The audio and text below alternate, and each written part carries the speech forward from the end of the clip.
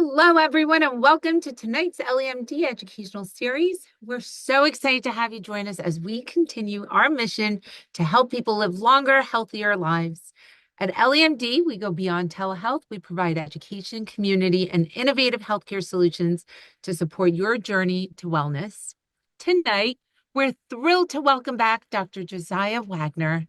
Dr. Wagner is a leader in the healthcare industry, bringing expertise in regenerative medicine to his role as director of clinicals for RX Reinvented. He specializes in chronic disease management, peptide therapy, and hormone optimization, bridging traditional medical practices with progressive, evidence-based treatments. Passionate about advancing healthcare, Dr. Wagner emphasizes prevention, innovation, and holistic well-being, empowering practitioners to elevate care standards in their communities.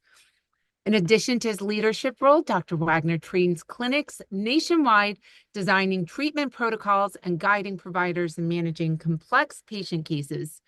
He helps patients transform their health, focusing on weight loss, wellness, and anti-aging goals to create lasting improvements in quality of life. Dr. Wagner, excuse me, welcome back. We're so happy to have you. Hello, hello. For having me back. Glad to be here.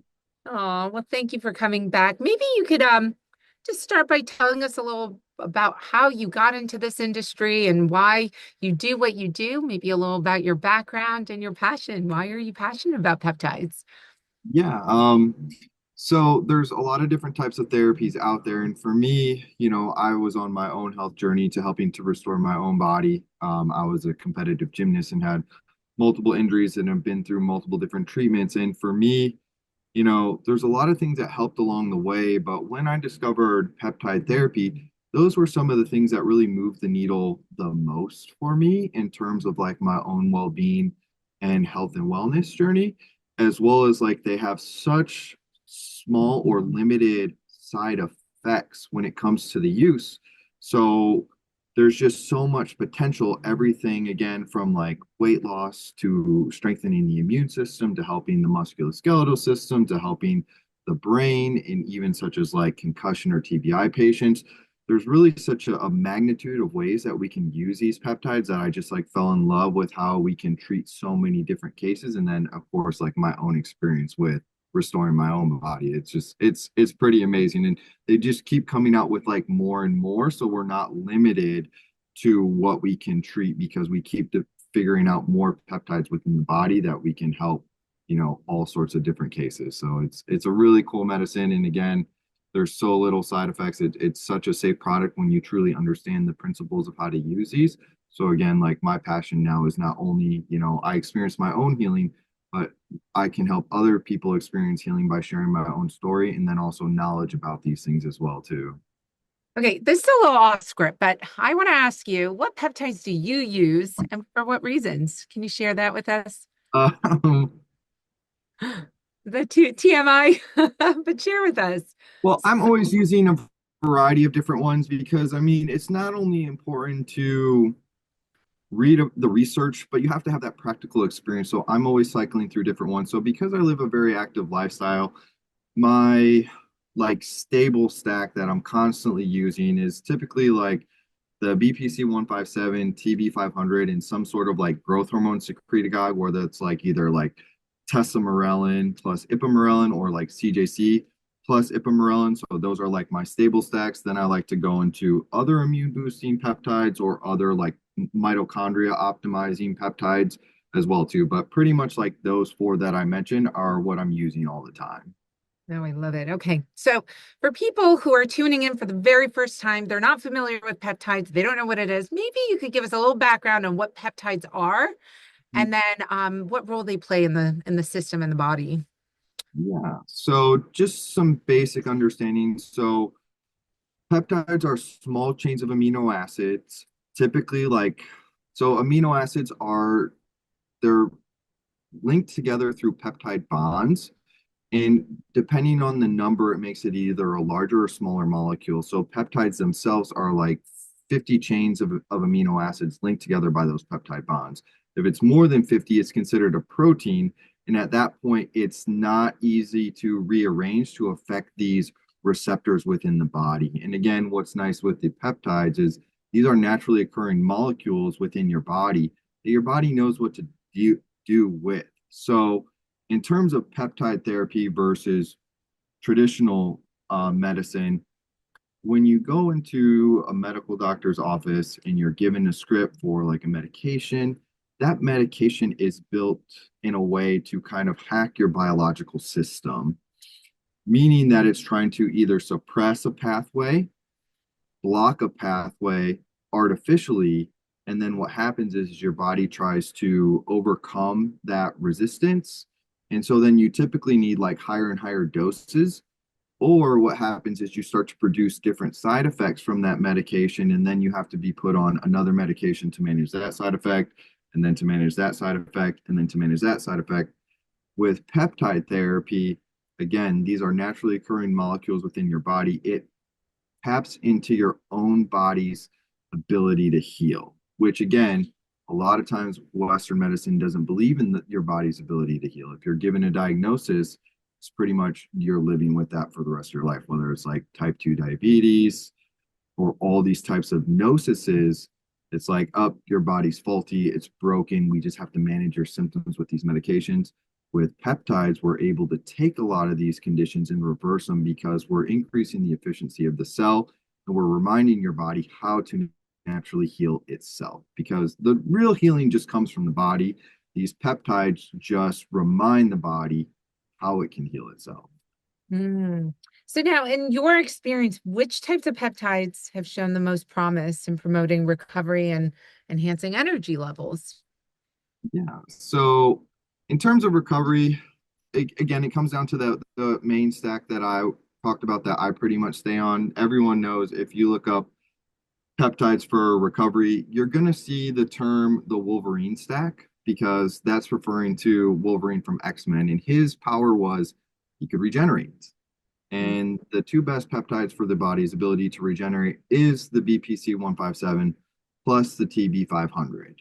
And BP 157 is actually secreted from the gastric juice within your intestinal lining.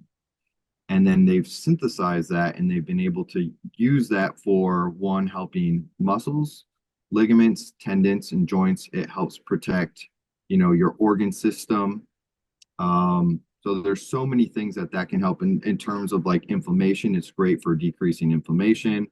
A little hack for using BPC 157: if you know you're going to go out for a night of drinking, you can take BPC 157 and actually protects your liver from the toxins that alcohol produces as well too within the body.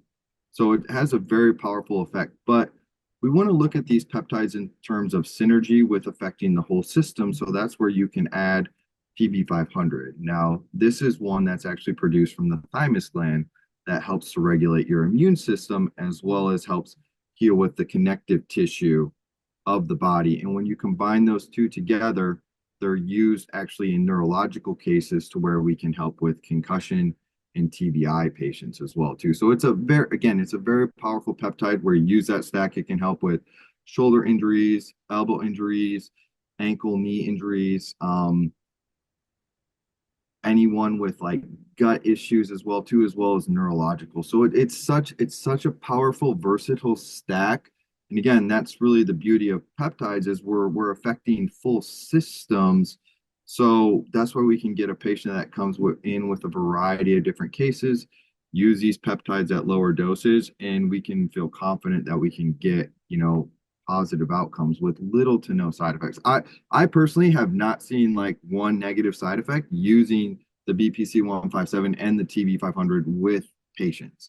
And I've used it with a variety of patients, from your sports athletes who have the aches and pains to older patients who suffer from arthritis and gout. They talk about injecting the BPC 157 in their hands. The arthritis in their hands feel better. I've had patients who had neurological issues that they feel like their brain thinks better. And then you got your autoimmune cases who are super, super sensitive, who come in with all these weird conditions, whether it's like neurological or digestive issues. I put them on BPC 157 and TB 500, and it actually helps calm down that immune system response and bring down that inflammation that we can start to peel back the layers to get to more of like what the root cause of what that is. But during that time, it helps to stabilize that patient and give them some hope that, hey, maybe my body's not broken and that it still has the ability to heal. So that's what I really like about that one. Again, it's so versatile for so many different types of patients. Now, I know a lot of people are talking about microdosing GLP-1s for inflammation and all of its other health benefits, cardiovascular and neuroinflammation. Can you touch on that? Can you touch on how how microdosing can help benefit the body and help heal the body? Microdosing GLP-1s? So the benefit of the microdosing of the GLP-1s, again, because our bodies are exposed to so many inflammatory conditions on a daily basis, that our body's natural resources cannot keep up with the assaults that we're being exposed to. And then our food supply is so deficient in the minerals and micronutrients, as well as like the living enzymes that we need to be able to not only break down, but assimilate those things so that our body can help to heal. So, one thing that you can do to help with our non-natural environment that we live in is microdosing with these GLPs on a consistent basis, whether you're cycling those or on those in a consistent basis, because what it does, the most powerful effect again, is bringing down that amount of inflammation and it helps protect your neurological system. So when we bring down that inflammation, we're saving resources from the body to continually having to fight that inflammation, and it can start to work on healing these other systems. So we're able to, tell the body like, hey, this inflammation is not that big of a deal. We got it. These GLPs are helping with this. And then it can start to help some of those other issues, like whether it's balancing the immune system, helping with that inflammation. And then it starts to help heal, whether that's cardiovascular tissue, or pancreatic tissue, or the kidney tissue. It's just, there's, again, the body's such a mystery and I don't quite understand it all the way. All I know is that when people microdose it, they get benefits from it. And I hear it from so many different types of cases. Again, whether it's an autoimmune case, a depression case, infertility case, for some reason, these GLPs are hitting something that we still don't fully understand. So again, microdosing them, it proves such a benefit for it. Now, can I ask, do you microdose as well? Is that? I will add it into my cycle. Mhm. And I use it not only just for the microdosing, but I've tried to incorporate fasting more into my like health and wellness journey as well too. And there's so many benefits, whether you do it for spiritual reasons or for longevity reasons. For me, I kind of use the microdose to help me on more of like those fasting days, because for me it really helps calm down that food noise and those cravings, that I can be more consistent with it. And if you can get a little edge from something, you might as well use it. I love it. Well, can you touch on NAD and glutathione? We released glutathione last week. There's so many people using it. Can you touch on the benefits of glutathione and then stacking it with NAD and it's all of its health benefits? Mhm, That mhm. So glutathione is, again, it's a good one to incorporate cyclically within your cycle, because again, glutathione is considered the master antioxidant, and it's also produced from your liver. And again, most people are deficient in the sulfur-bearing amino acids that produces glutathione. So then we start to get a buildup of these toxins within the body. And if the body can't detox it, what it does is it starts to store those toxins in adipose tissue. And once you start to store those toxins in adipose tissue, you start to nice way of saying is you start to like kind of like rust from the inside out, because you just put more of a burden on the rest of the body. So the body, again, it doesn't have the resources to keep up with your daily tasks. So then your body starts to require more energy to keep up with its natural processes, because you just start to like bog down the system. So again, the benefit of adding glutathione in there is you start to free up, especially if you're on a GLP and you start to lose weight, you're going to start to free up a lot of those toxins that were stored in the adipose tissue, and they're going to be in your circulatory system.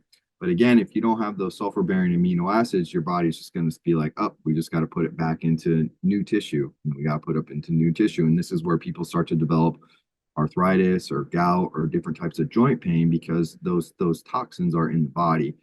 And we need to change our thought process as opposed to, people think, oh, I got achy joints because I'm just getting old or it's wear and tear. That could be part of it, but a lot of it is, again, just because the body's not able to clear a lot of these toxins that our bodies are being exposed to. So when you're on those GLPs and we're getting rid of that adipose tissue, you have more circulating toxins within the body. When you add that glutathione in, you're giving the liver a rest from having to take from so many resources to help kind of detox those systems. And then you're also taking a higher burden off the body. So you're going to start to produce natural more energy within the system as well, too. Now, I'm going to try to review some of the questions that pertain to what we're talking about in our topic. Someone asked, should NAD, and let's throw glutathione in there as well, be cycled or can you stay on them indefinitely? And maybe the two are a little separate, but can you touch on cycling NAD or how long can you stay on these peptides for? Yeah.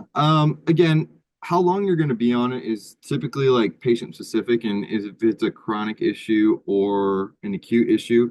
But I'm always for cycling through all these different peptides. I'm not a fan of staying on any of these things continuously. I'm a fan of going through different stacks that are affecting, again, different systems within the body. So we're helping your body with full health instead of just focusing on one thing. So, just like a general rule of thumb, I like doing NAD anywhere from 8 to 12 weeks and then cycling through different peptides. And again, the different ones that you cycle through, it depends on your goal. And it depends on like what you're trying to do. So, you could do NAD for that 8 to 12 weeks. Then you could cycle to like a growth hormone secretagogue peptide for 8 to 10 weeks, work on that system, or you could cycle to mitochondria peptide for 8 to 12 weeks, and then you could cycle to an immune peptide for 8 to 12 weeks. So we want to continue to help improve all the systems within the body rather than just one system, even though NAD in and of itself is going to improve so many systems. But again, I'm a fan of kind of let's cycle through them all so that you're not deficient in anything because, I look at it this way. It's like you go to the gym and you just like work out your biceps. You just work out your biceps, the rest of your body is going to look unbalanced and unnatural. So let's try to sculpt your plan to make you look as as pleasing as possible to where something is not overbalanced than the rest of the body. You don't want to just like work out your chest or work out your arms, only work out your legs and work out your calves. It's like we want full body stimulation throughout the entire system. And then when you go back to those peptides, they work even better because we hit all the other boxes. So if you go to NAD for that 8 to 12 weeks, and then we go to another peptide, when you go back to NAD, it's going to work even better because we enhanced other tracks within your system. So from everything I understand, I mean, doctors aren't necessarily trained on peptides, and so you teach clinics the types of protocols that they should have, how to stack different peptides together. Is glutathione one that a patient can stay on indefinitely, um, or is it something that should also be cycled on and off? Yeah, I think glutathione should also be cycled on and off as well too. Again, I'm a fan of cycling all of them because Okay. again, we don't want to like overtax these systems and we want to it's like you're putting your foot on the brake and then you want to put your foot on the gas. So by taking glutathione, we're putting our foot on the brake in terms of like how much we're requiring out of the liver to produce, but then we want to slowly back off that and like force the liver to work hard to get stronger. But you're not always wanting to put that pedal to the metal on the liver. You always want to kind of take that back, let it rest for a little bit, add some glutathione, um, otherwise, you're just going to burn out these systems. So anything, whether it's like again, supplements, peptides, your exercise plan, your diet. It's really good to cycle all these things. Otherwise, your body just builds up a resistance to it and it just doesn't work as well after a while. So how long would you recommend someone to stay off, call it NAD, and then get back on? Is it weeks, days, months? How long would you recommend? Um, Again, it just depends on the case, but you can I'm saying like 8 to 12 weeks on, and then typically like 6 to 8 weeks off, because then that gives you enough time to complete another cycle of something, and then you can go back on the NAD. And again, this is where when you start to get on this health and wellness journey, whether you're taking peptides or using any types of therapy, this is where you need to start to connect to your own body and how you respond to these things because different people are going to be responded differently to each of these therapies. So some people might respond great based on their bioindividuality to the glutathione and they just need that. Like they just feel great when they're on that. So they know that this is one that they need to continue to cycle. Some people are going to feel great when it comes to the NAD. So this is where you need to start paying attention to how these peptides are affecting you and which one your body responds best to.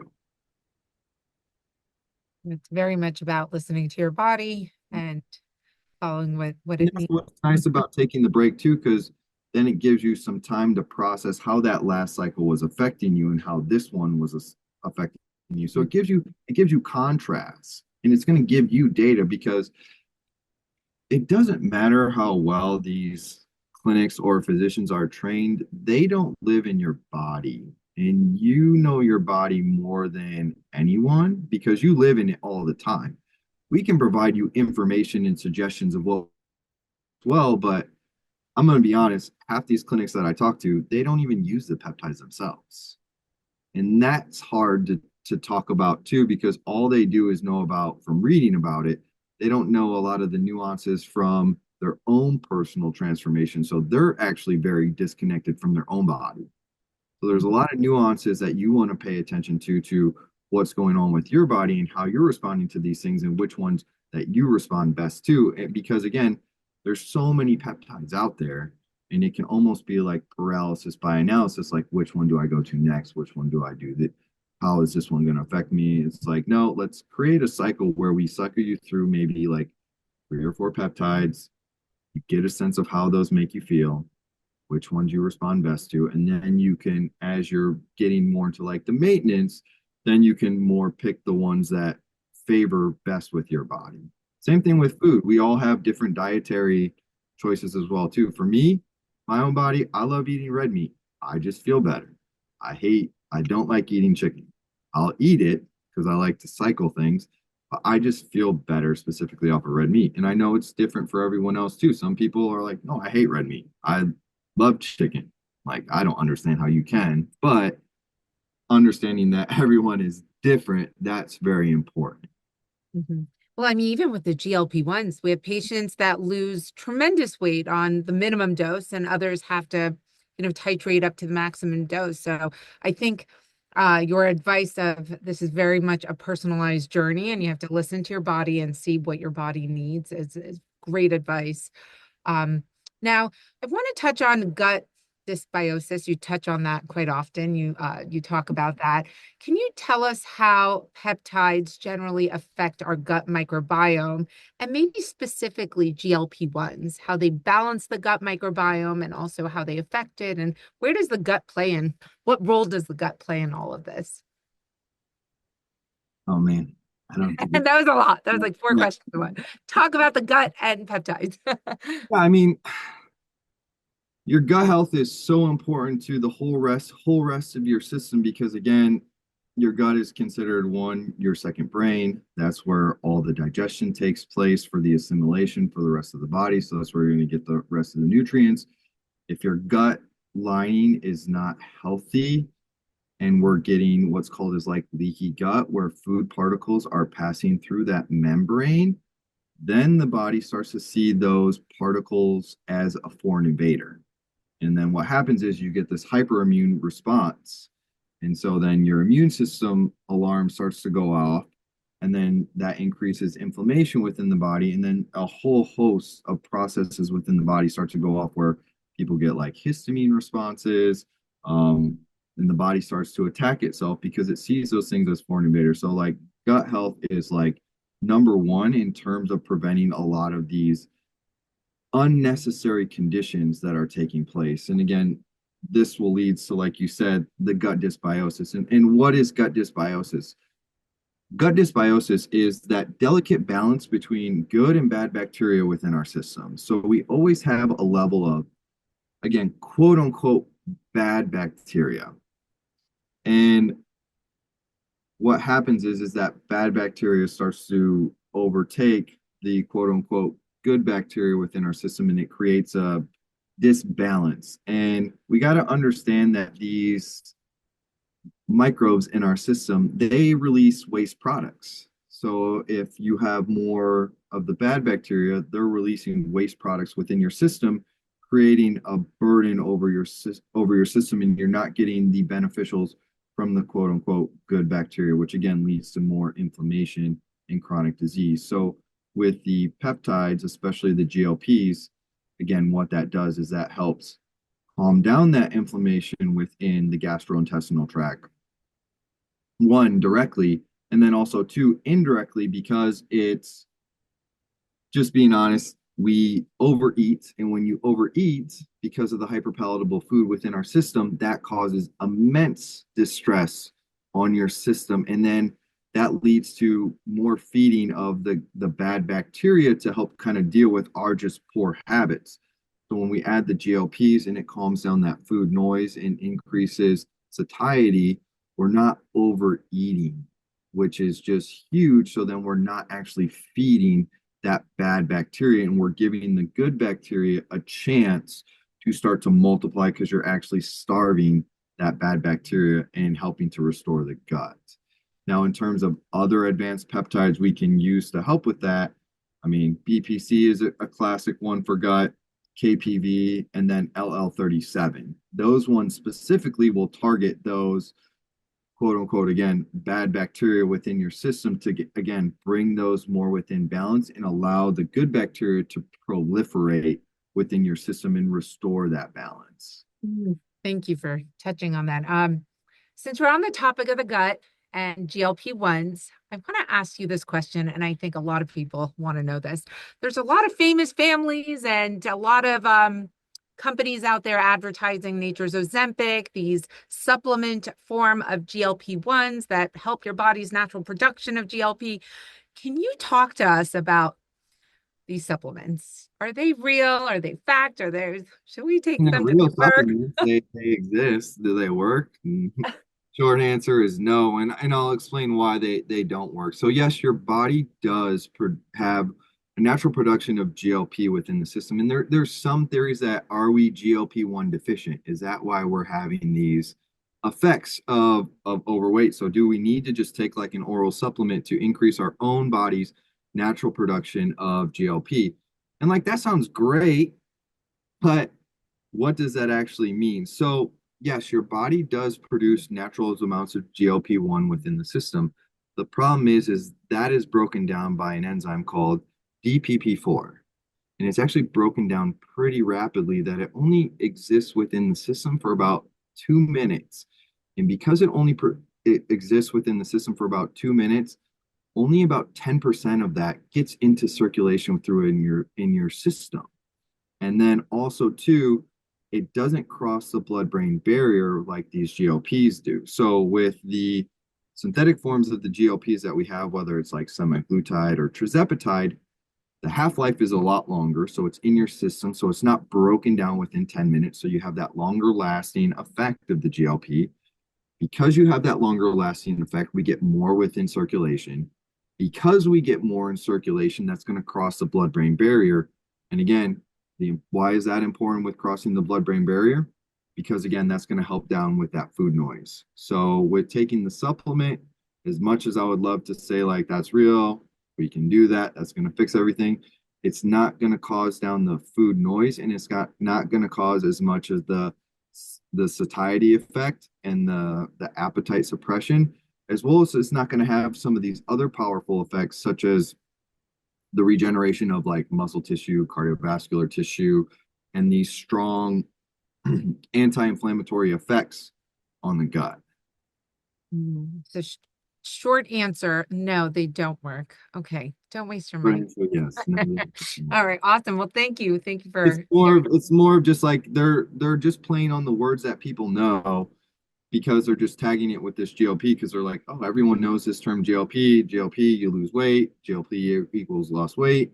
Oh, let's give people something convenience that they can take instead of injecting. But again, based off of chemistry, these things again are just broken down way too fast naturally within the body, and they don't have the same effects. But again, Mm. Well, thank you for sharing that. You heard it first, guys. They don't work. Don't waste your money. Okay, let's go back to talking about recovery, healing, post-injury. Can you share with us any peptide therapy that really helps with recovery and healing post-injury? mhm. Yeah, again, I'm gonna keep preaching the same thing again with the BPC and the TV 500 again. That's probably two peptides that I'll take for the rest of my life. But this is kind of how I would work that. So that again, the two best like healing peptides is that stack of that BPC and TB 500. But another one that I also really like is the tesamorelin plus the ipamorelin. That's also a great healing stack because these are growth hormone secretagogues. So what that does is that helps with the production from the anterior pituitary gland to start the production of growth hormone as well as the release of the growth hormone within the bloodstream. And growth hormone is super, super powerful in terms of helping to bring down, again, systemic inflammation within the body. So we know if we bring down systemic inflammation, we're helping the body to get into what's called as a parasympathetic state or rest and digest state where it can start to heal. The other powerful effect of this one that I like as well too is it helps increase levels of stage 4 sleep. Stage 4 sleep or delta sleep is something that we lose starting past like the age of 30 where we're not getting as restful of sleep. So when your body is not sleeping as well, your body again is not getting into that healing and repair state. And then those things start to get backed up. So then you start to feel a lot of like aches and pains. Your central nervous system is not regenerated.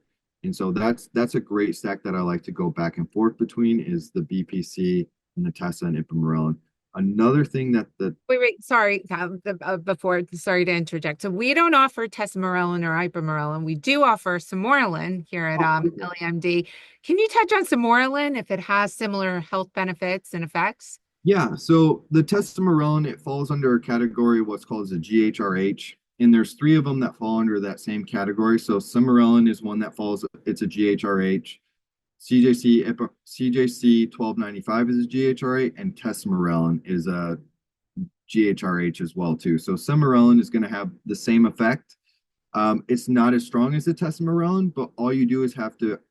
I've seen that if you dose that twice a day, like 5 days on, 2 days off, dosing that twice a day, you can get very similar effects as the tesamorelin. The tesamorelin is more of one that you're dosing like once a day, 5 days on, 2 days off. But if all you have is access to the samorelin twice a day, 5 days on, 2 days off, you can get similar effects with that as well too. With these growth hormone secretagogues though too, it's really important that when you do take it, you take it in a fasted state.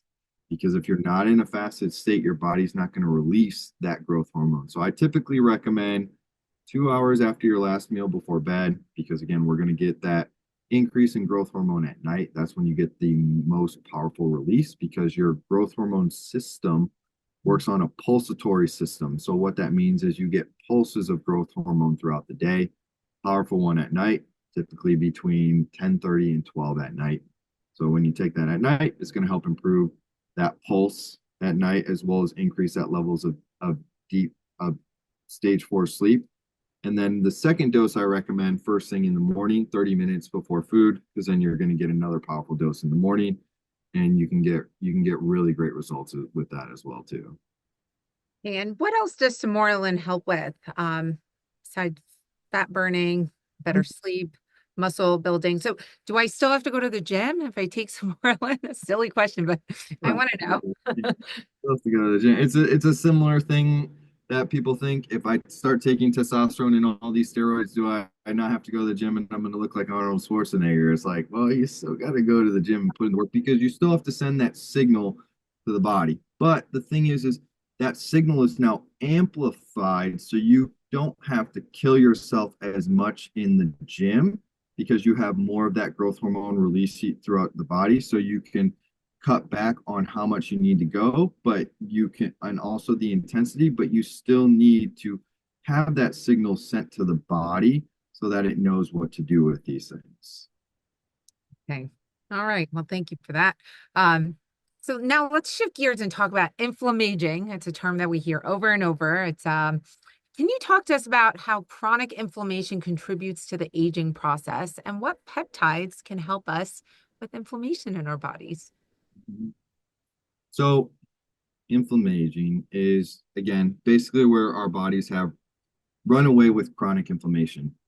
And when, and again, I want to say inflammation is not bad when it's only an acute state because that inflammation is sending the signal to a body that hey, we need certain chemicals and certain repair mechanisms to come and kind of deal with this. But when you leave that signal on for too long, that's when you start to deplete a lot of your resources. And again, it's almost like you're rusting from the inside out. And again, favorite peptide for that is BPC 157, like hands down.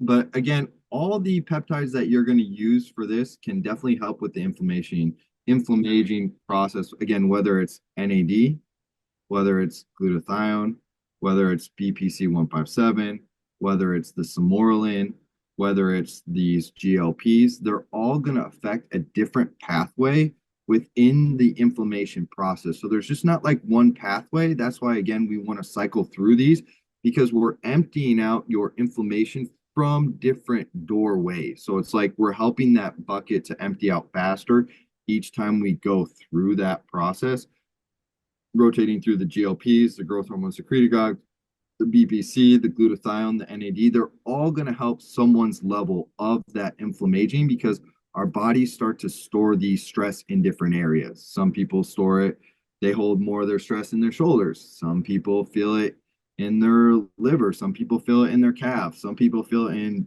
there's all sorts of weird things that you start to see on a regular basis when you work with so many different patients. So all these peptides are going to help with a perspective of the inflammation process.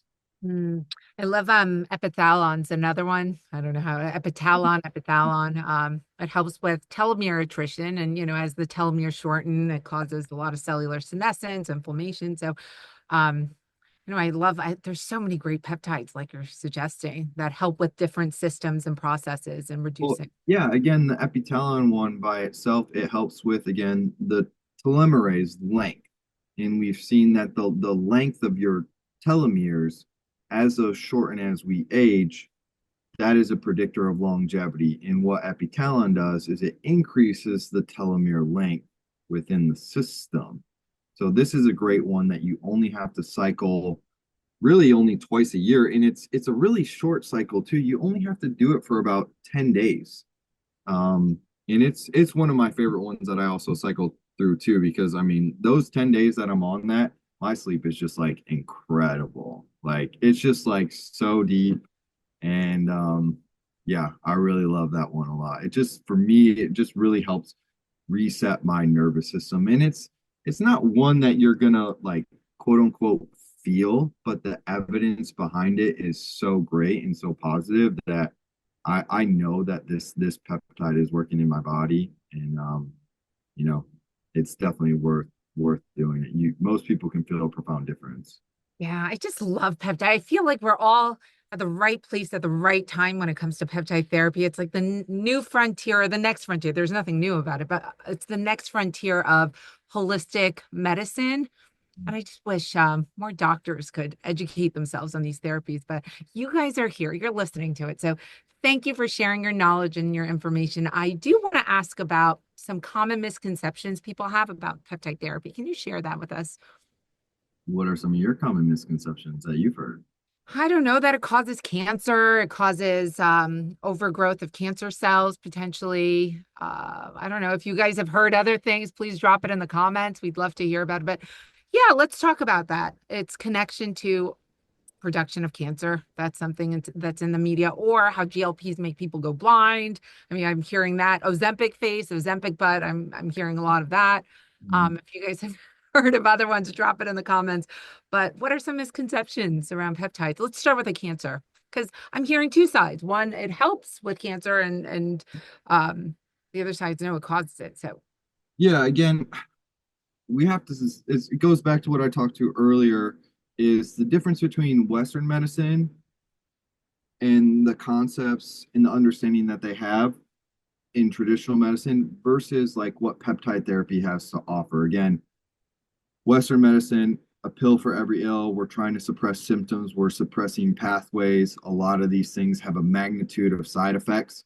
So we take that same concept and we apply that to peptides.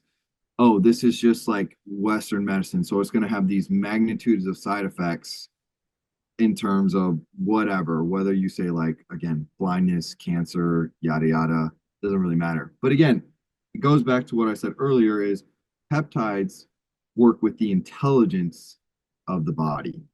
That's very, very important. The intelligence of the body means that the body is going to bring back things in homeostasis. The intelligence of the body is not going to promote cancer growth because your body is not broken. Your body is just trying to reestablish homeostasis. So these peptides do not increase cancer growth because it's working with the intelligence of the body as opposed to against the body. So it's actually giving the body the resources that it needs to balance a lot of these systems dysfunctions or quote unquote diseases within the body. So it's more we have to change our mindset on how these peptides work. And again, a lot of times the poison is in the dose. So again, if someone is experiencing side effects, maybe it was just like too strong of a dose too quick. So there's a term in natural medicine called the Herxheimer reaction. Herxheimer reaction basically means we detox the body too fast, the system can't take it, so then you get really sick. So that's where if we can move you through these systems slower, start to unwind your system, whether it's like from the toxins, start to restore some of these pathways at the level of your body's ability to handle these changes, then we don't run into these Herxheimer reactions. So if anyone is experiencing negative side effects, it's just maybe we just did like too much too fast. Same thing with a workout. You can go to the gym and like overdo it to your system. You lift too intensely, you do more than your body can handle, you're going to be sore for the next several days. And it's like, oh, is the gym bad? No, the gym's not bad. It's just you did more than what your body can recover from. And we need to be able to understand that we can apply that principle to anything. And it's just like moving through those things slower is going to help, again, gauge how fast you can process that. So, again, you're not having those quote unquote, again, negative side effects. yeah, can you touch on the software analogy? I think it might be a little bit more relatable. You were giving me the software analogy Well, earlier today when we were talking about it. yeah, yeah. Yeah. So in terms of peptides, so this is where I like to break down the difference between some of these alternative medicine therapies. So the biggest one again right now is the peptides, especially with the GLPs. But the next one actually coming up is more of the exosomes and the stem cell therapy. That's another huge frontier that is starting to gain a lot more traction, even though we've had stem cells around for quite a while. That is also important too to understand when we're again affecting these systems. So when you start taking peptides, think of it as like a software update for your body or for your phone. When you get a software update for your iPhone, you know, initially it starts to work better in the beginning. But once you get so many software updates and the hardware is still the same, it starts to run slower. And it's not that there's something wrong with the software. The software is improving, but our bodies are aging. So our organ systems are not working as well. our neurological systems are not working as well. So it seems like we hit like a ceiling with that, but that's not true. We just need to update the hardware. And when the way that we update the hardware is that's when we start to introduce some of these other therapies, such as like exosome and stem cell therapy, because those affect us at a DNA level, because the exosomes contain micro DNA, I'm sorry, micro RNA in there to help with DNA transcription. And then also they cross the blood-brain barrier where we're helping to heal the neurological system. So then you updated that hardware or basically gave yourself a new cell phone.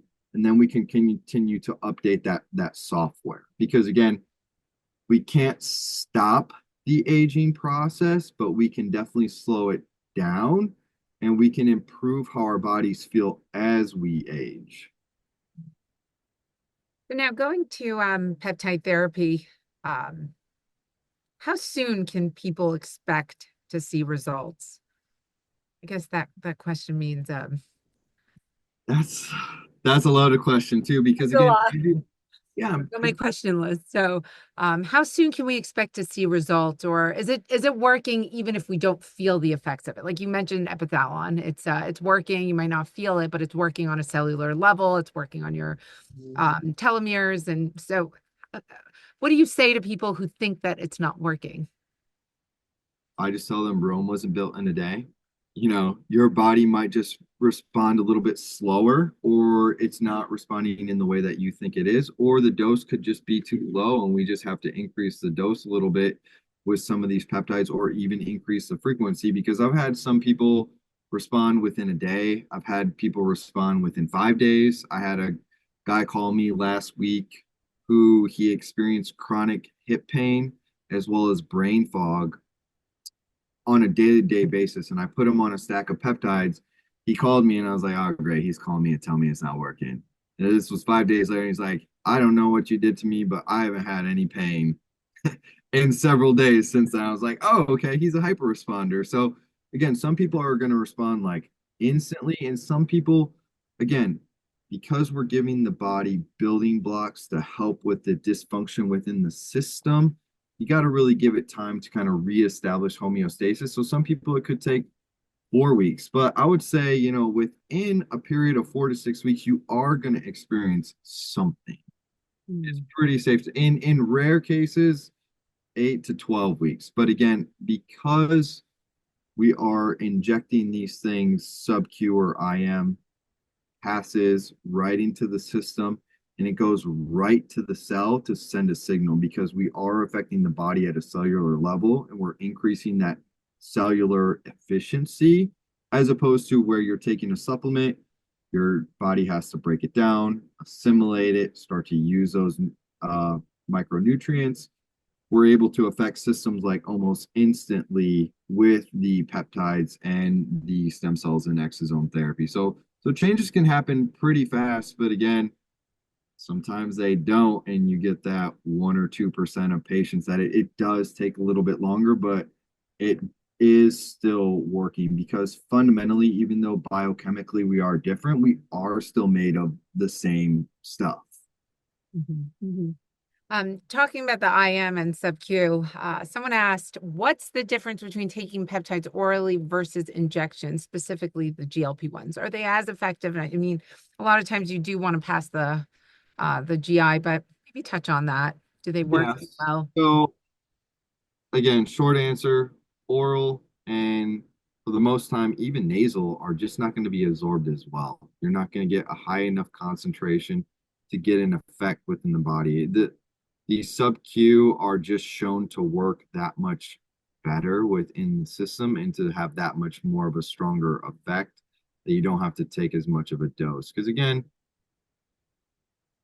I wish you could just take a pill and everything would be fixed. But again, the reality is they just don't work as much in the pill form. The only ones that do work in the pill form are not peptides, but they're peptide bioregulators, which is a whole nother different topic that we can talk about sometimes. So the difference between the peptides that you're taking now versus peptide bioregulators is the peptides that you're taking now, whether it's like BPC or Semarelin or GLP-1, those work systemically throughout the entire body.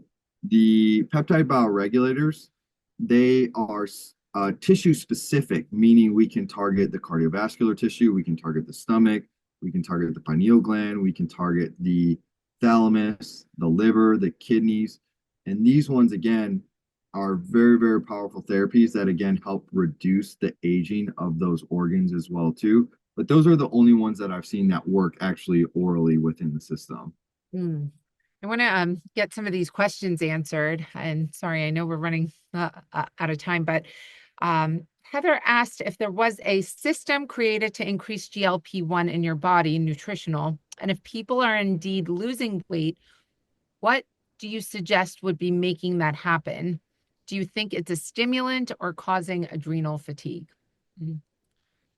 Um, Let me read through that again. yeah, maybe Heather, you could elaborate a little bit more on that question. And while Heather does, maybe we could answer the question, do you Is think she it's, oh, asking like taking the GLP peptide because we're affecting the GLP-1 system within the body through the GLP-1 peptide? What is causing people to lose weight? okay. Mm, you could Because elaborate. it's not a stimulant. These GLPs are not stimulants in and of itself. Again, it's helping with your body's natural production of the GLP-1 that's staying longer within the system. And what happens with that GLP-1, it slows down the emptying of the of your gastric tract. So then it helps with satiety. So you're going to be consuming less food. And when you're consuming less food, that's going to increase weight loss to a certain extent. So we're not stimulating something. Okay. All right, we'll come back to Yeah, that. yeah, yeah. Need a little Yeah. bit more of that. All right. Let's talk about, thank you for actually bringing up nutrition. That's very important because there was a conversation you and I had, and you said you have to almost rewire a lot of female patients, specifically their brain, when it comes to nutrition. And a lot of times they're not losing weight because they're not getting enough or adequate nutrition. Can you talk about how important nutrition is when it comes to weight loss, specifically when you're on GLP-1 medications? Mm-hmm. Yeah, I mean, again, that's nutrition is one of the most powerful levels that we can like pull to change our physiology as well as our physical appearance. So when we're on these GLP-1s, your body's going to naturally be suppressed in the appetite. So the things that you do choose to eat now become very important because you're going to start running into nutrient deficiencies because you're in this low caloric state. And if you're not eating nutrient dense food or food that's going to help your body build or maintain some sort of like muscle on your body's just going to start pulling from all these resources and it's going to think like you're starving so it doesn't feel like it's in a safe state to even lose weight. So one of the easiest things that you can do when you get on these GLP-1s is prioritize protein. So don't worry about all these different types of fad diets, whether, it's, I don't know, carnivore, Mediterranean, keto, like all these different diets that we see continue to cycle. I just say focus on one, hydration, and then two, your protein, because again, that's easy for people to start to implement within their lifestyle. And I just say, prioritize, eat your protein first, fill up on your protein first, and then you can eat the rest of the stuff because that's going to act as a control for helping you to control like whether it's carb cravings or any type of other cravings within the body. And then it's also going to give your body the nutrient dense food that it needs to help to continue to repair so your body can feel like it's in a safe state to even lose that weight. Mm. Well, thank you for that. All right, we've got a few more minutes. Any last words? If someone's considering, trying peptides or what would you say? Any final words? What would you like to leave our listeners with? I would just say, they're very safe. They're one of the safest therapies that I've seen. And they're also one of the most powerful therapies that I've seen in the last 10 to 20 years that have really like resurged on the surface here. And it's again, we can help so many people from so many conditions. And And weight loss is really just the start. Once there's so many different peptides out there and there's so many cool things coming down the pipeline that whether it's like weight loss or hormones, that's really like the start of your journey. Like you can go from like weight loss to wellness to anti-aging, like very seamlessly with these peptides. And it's just really the start of your journey. And yeah, I mean, the education around them is improving.